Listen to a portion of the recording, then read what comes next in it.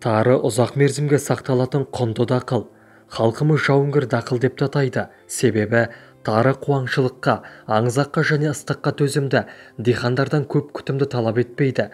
Ғалымдар тарының шығу тарихы 5-7 ғасырлардан тамыр тартады деп жазып жүр. Әлемде тарының 500-ден астам түрі өсетіні туралы деректер бар. Бұл бағалы дақыл тұңғыш шығыс елдерінде, соның ішінде Үндістан, Моңғолия мен Алтайда шыққан деген пайымдаулар алға тартылуда. Тарының бағалы да құнарлы дақыл екенін ата-бабаларымыз ертеден білген. Сондықтан да артына кеспе көже күн батқанша, бидай көже ел жатқанша, тары көже таң атқанша деген сөз қалдырған. Сіздермен бірге дертке дауа арнасы. Пайдалы ақпаратты көрмес бұрын арнаға тіркеліп, лайк басып, қолдау білдіріп қоңыраушаны баса кетіңіз. Сіздің оп-оңай, болмашы ғана әрекетіңіз бізді шабыттандырады. Тарының тағам ретінде құнары мен жұғымдылығы, денсаулыққа пайдасы ғалымда әлдеқашан дәлелденген. Адам ағзасына тоқтықты дарытумен бірге емдік қасиетімен де қадірлі. Ол адамға күш-қуат береді, бауырдың жұмысын жақсартады, қан қысымын реттейді және ішек-қарын жұмысын жақсартады. Ғалымдар басқа да емдік қасиетімен бірге адам ағзасындағы улы заттарды жоюға да септігі бар дегенді айтады.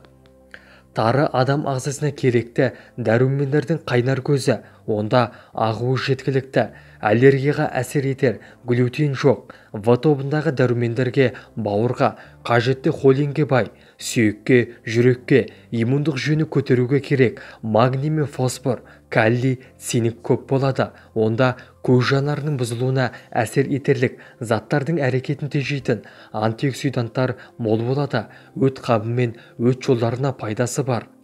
Тары ботқа мен оның сорпасы ағзадағы артық холестерин мен токсиндерді дәрілердің қанда үйіп қалған қалдықтарын сыртқа шығаруда үлкен көмегі бар.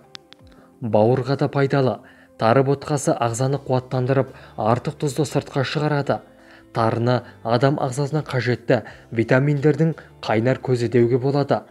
Тарыда адам ағзасын қуат көзімен қамтамасыз етіп отыратын крахмал жеткілікті. Соған орай кейбір жармалар крупа сияқты қандағы қанттың көбеюіне ықпал етпейді. Сондықтан тары қант диабетімен ауыратындар үшін күнделікті тұтынуларына аса қажетті. Оның үстіне салмақтан арылуға әрекет етіп жүргендер үшін өте тиімді.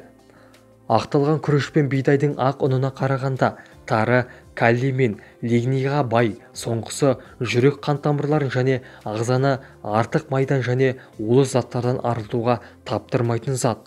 Тарыны көкөніспен, тауық етімен, балықпен қосып жеген дұрыс.